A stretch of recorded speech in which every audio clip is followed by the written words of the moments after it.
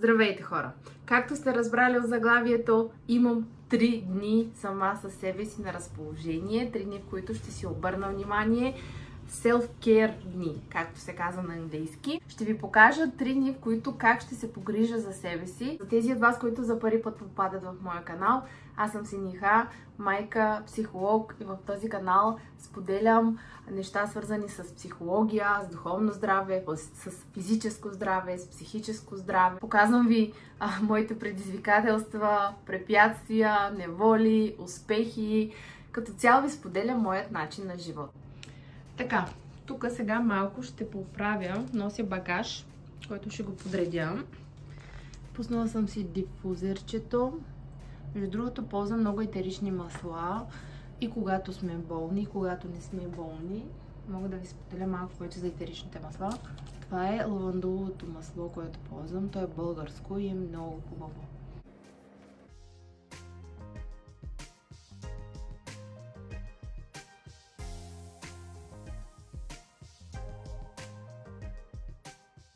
Направих си Vision Board за 2025, само че на турски език. Възобновявам си турски език, ще ви разкажа малко повече. Сега, това, което искам да кажа е, че не ми харесаха някои неща. Не ми хареса ето тази снимка, която я направих с изкуствен интелект. Този манекен ми изглежда много излязъл от някакво списание. Много нереалистичен ми изглежда. Иначе, другите неща са окей. Повече време с семейството ми. Между другото, това е баба, майка ми, Леля и аз. Искам на моренце много да отида, постижения в историческата фехтовка, да пътувам с самолет с Илбарис. Искам да пътуваме новата 2025 година. Това е свързано с моята професия, психологията. Искам да имам групи. Скоро ще споделя. Сега във Варна събирам групи за емоционална подкрепа. Така че ще си направя нова дъска на мечтите. Малко по-различен начин, с други снимки. Но да, съветвам и вие да си направите. И също така, като нещо странично, да си имам страничен доход, съм се заела да направя, за да ги продавам. И вече ги продавам през TikTok. Това само че на турски. Ще направя и на български. А това е семейството за родословното дърво. Ето аз тук съм тръгнала да правя моето родословно дърво. Хоп, това е моето. И на Илбари съм изпечатала снимки и неговото ще му направя. Така, моето родословно дърво. Много грозно пиша, знам. Остана само да залепя баба и дядо, които са родители на баща ми. Та мисля да ги направя и на български. И за да си препечелвам някакъв допълнителен доход. Вече съм преобразена, нов човек съм. Направих си една плитка. Отдавна не бях си правила плитка. Пишете долу в коментарите дали ви харесва и дали ми ходи тази блузка, плетена към розово-лила вееща. Купих от втората употреба и един панталон, който е Чарлстон. Не знам дали се вижда. Отдолу ще си сложа едни кецки. И тръгвам да се видя с братовчетките. Между другото, докато се обличах, по едно време гледам, понеже все още в апартаментчето няма штори. Както се събличам и гледам отсреща някакъв дядка на терасата и ме зляпа. Да, това са рисковете на живото предаване, но се скриха и тук въгълчето. Има една мъртва зона, в която нищо не се вижда. Надявам се след Нова година да имам и штори. Да не се налага някакви дядковци да ме гледат. Не успях да се видя с братовчетките ми, понеже днес е Коледа и нямаше таксита за тях и не успяха да дойдат. Прибрах се. За тази вечер планът е следния. Ще поработя малко, ще си напиша идеите за YouTube видеа, за TikTok видеа. Сега ще създам TikTok акаунт от нулата и най-вероятно до към една седмица ще мога да си я развия и тя да стигне до 10 000 последователя. Разучих темата как да увеличим последователите и гледаемостта си в TikTok и попаднах на много интересна информация относно това как TikTok си е сменил алгоритъма тотално, не е като преди. Ако искате, може някой път да ви разкажа. След което мисля да се разтягам. Ще си направя масаж на лице. И мисля да се отдам на това да чета книга. И днес да си легна рано, най-накрая.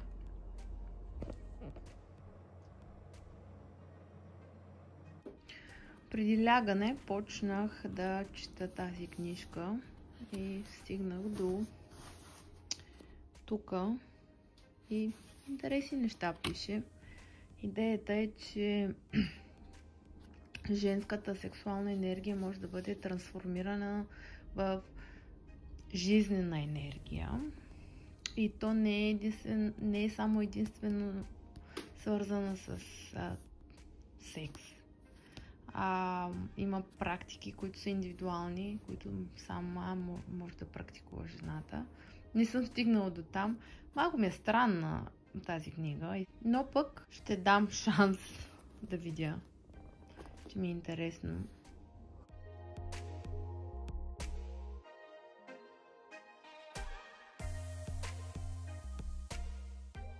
Добро утро! На следващата сутрин сме. Събудих се в 9 часа, като снощи мисля, че се легнах около 9:30-10. Обаче не можах да спя до към 12, може би. Въртях се, понеже, както знаете, няма штори. Гласът ми е прекракнал. Почти всяка сутрин се събуждам с такъв глас. Не знам дали при вас така се случва. Пишете долу в коментарите. Снощи, понеже, както знаете, все още нямаме штори. Надявам се другата седмица вече да сложат. И имаше много светлини навсякъде и не успях да спя. Не успях да заспя бързо. Днес планът е следния. Закусвам, разтягам се, ще си направя масаж на лицето, ще си направя дишания, след което сядам да работя. На обяд ще се виждам с една приятелка, с която започвам едно начинание. Мисля, че в предното видео ви споменах. Вечерта ще излезем по женски. Утре, може би, ще ходя да тренирам и ще ходя на сауна, ако е отворено.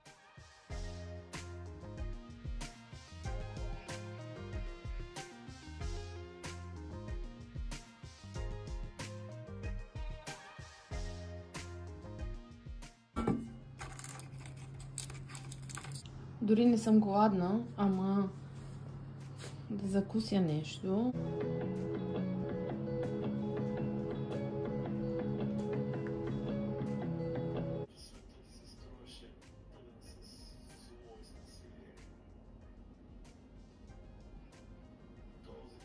Сърмички вкусни. Значи, ако не е в кутия на верея от кисело мляко, няма да се сърми. Така, с храната не изпускам витамин D и витамин B12 и също така и ензимите, които пия. Здравейте! Йобарис гледа някакви клипчета. Там ли сме? Това ли е заведението? Добре. Ние с Ева решихме да излезем по женски. Вижте ни какви сме кифли. Сега ще седнем, ще хапнем.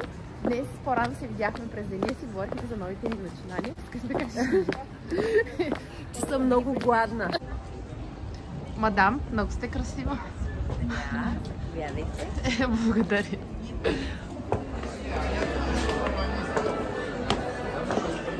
И тия деца, примерно, там ме плашат. Плашат ме децата там. В момента търсим едно заведение в Варна. Приключихме вечерята. И искам да ви кажа колко не съм по заведенията. Първо едвам ходя на тия токчета, които защото по принцип не ходя на токчета. Второ, Второ, надишах се на гадния въздух там, защото всички пушат. Ето на 80 метра. На 80 метра? Значи, Ева ме е будалка тук и ме лъжи, че ще ходим в някакво заведение мазето и обикаляме тук и не може да го намерим. Така, искам да ви покажа токчетата ми. Да, натам ли сме? Значи за влога, ама нагоре. За влога? Да, за влога. Нагоре сме, добре. Искам да ви покажа и токчетата, на които едва вървя. На моите 1,73 м. Ето. Не знам дали се видя, но... Така. Добро утро, на следващия ден сме и тези няколко дни, в които съм сама, които бяха за мен. Истината е, че снощи беше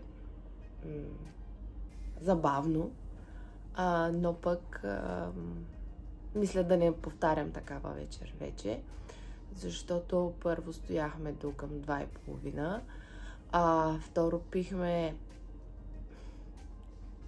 доста добро количество вино. Не бях пила толкова вино от отдавна. И трето, вече мисля от днес нататък в 9:30 да съм в леглото. Виждате, че съм подпухнала.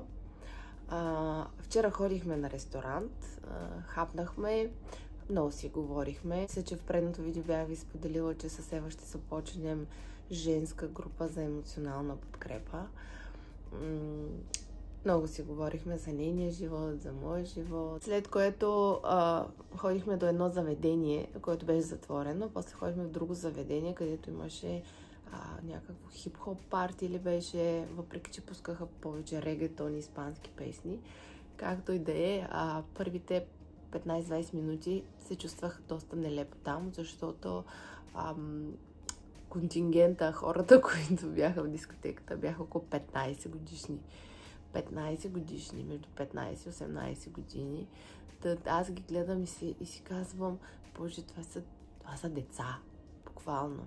Представям си един ден Обарис, как ходи на дискотека. Силно се надявам по-скоро да се занимава с развиващи се него неща, отколкото да ходи на дискотека, но това няма да е мое решение. И ми беше доста неловко. Аз направена на контена и да танцувам около деца. Буквално деца.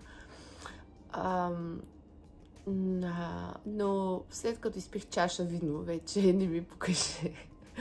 Ох, боже! Сега ще изляза, че съм някаква пияница.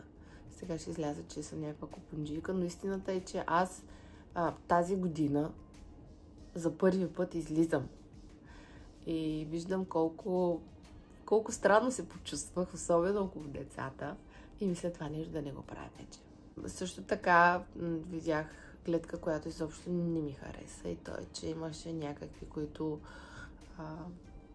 продаваха балони с райски газ и не знам. Знам, че го има в обществото, но някак си да го гледам, не знам, не е окей. Добре, какъв е планът за днес? За днес планът е, ще се разтегна, ще медитирам и ще изляза, ще ходя до Еконт. Имам да пращам пратки, имам да пращам няколко пана на мечтите за 2025 и пана за родословното дърво. След което мисля да ходя на фитнес, ако има отворен фитнес. Малко да потренирам. Защото се чувствам гузна, че вчера първо стоях толкова късно, второ пих вино, така че най-вероятно ще ходя на фитнес, ще се прибера, ще поработя и това е като цяло. Хайде да се залавяме за работа. Така медитирах и просто се размазах. След медитацията половин час лежа в леглото и така съм се отпуснала. Просто не ми достигна съня от снощи, но пък имам задачки за вършене, така че обличам се. Взех си това клинче от втората употреба и сега ще пробваме дали ще ми стане.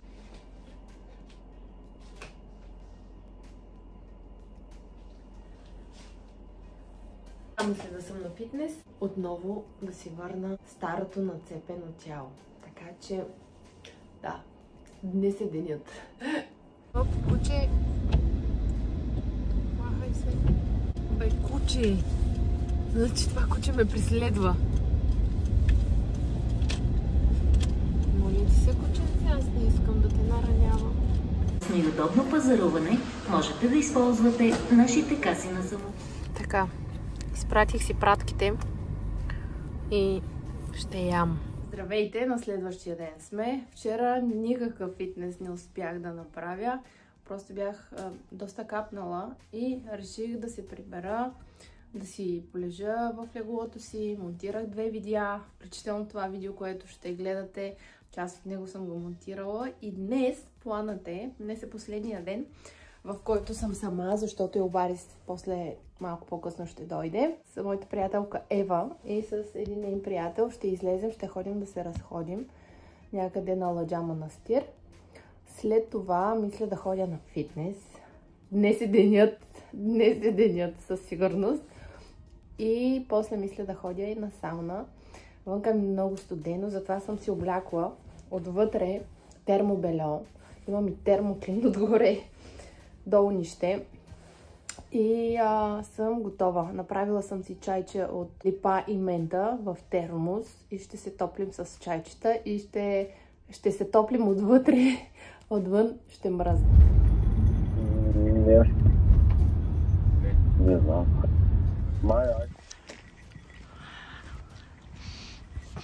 Времето не е чак толкова студено.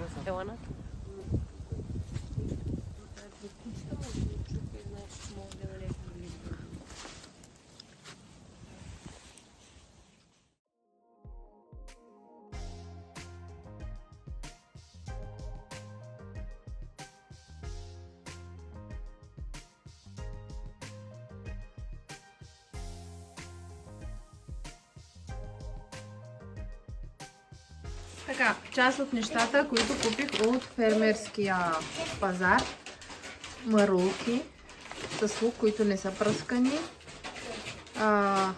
Свекло. Райски ябълки, от които мисля да правя крем супичка, но може би за следващото видео. Малинки и ягодки. Не са пръскани. Това са от Lidl, затова ще ги натисна в сода и вода. Това са сладки без захар. Здравословни сладки. Ще ги опитам. Картофчета, ябълки и това е фермерско кисело мляко, което е уникално вкусно, овчарника се казва.